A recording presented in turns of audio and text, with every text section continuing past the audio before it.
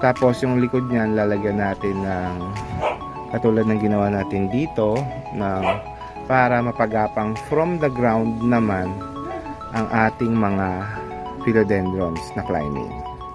Tapos yung mga calathea naka-focus sila sa baba. Tapos yung mga tawag dyan, mga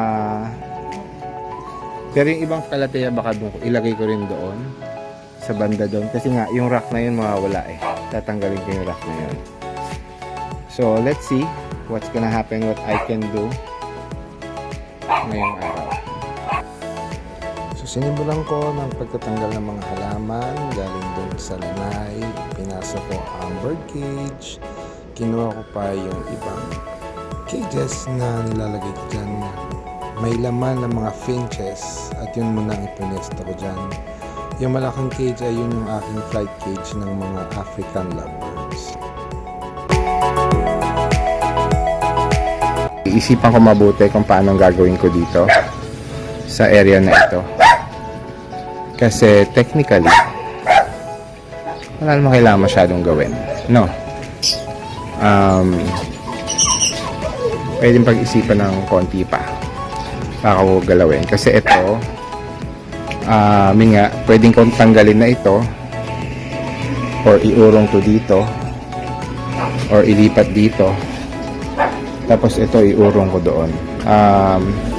We have a lot of options or dito ko siya ilagay.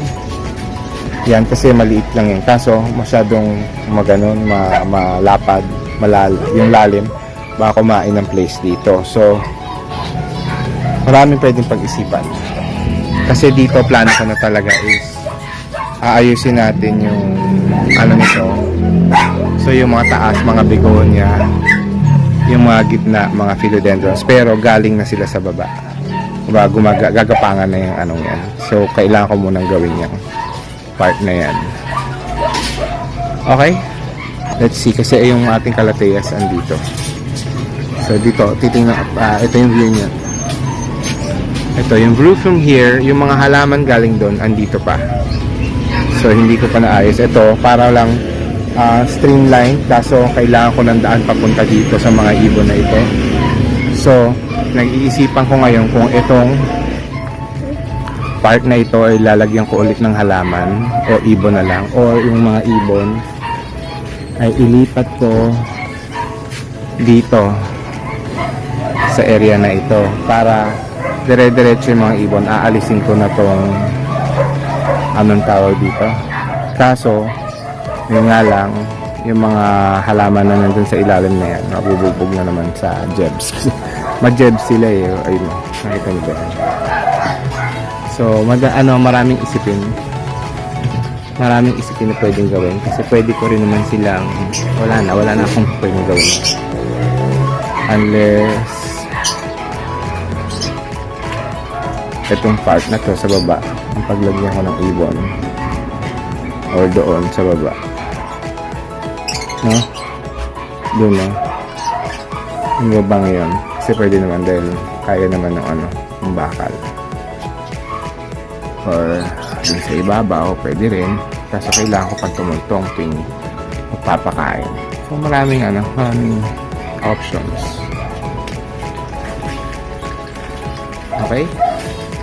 So yan muna kasi nga napag-isip ko kanina ni Mother.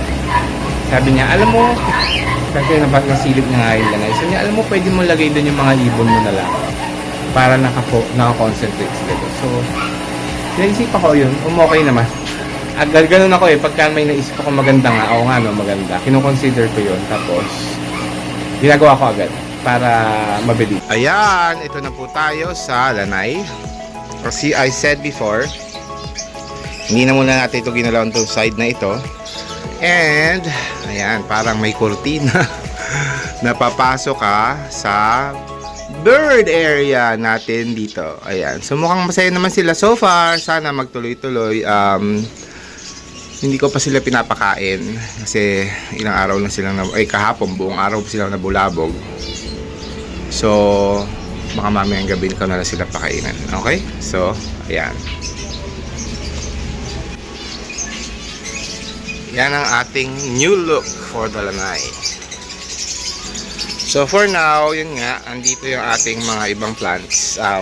Wala na yung mga Dieffenbachia dito kasi tinanggal ko na. Ayan, wala na. Ayan, so ngayon, wala na yung birds dito. Kasi madalas ang kalat ng makalat ang birds eh. So madumi agad yung mga tank, ganyan, or yung ibabaw, ganyan. So pinag-iisipan ko ngayon, ito sila ngayon yung ipapalit ko dito. Pagpapalitin ko ito at saka yun, para nandito lahat ng fish.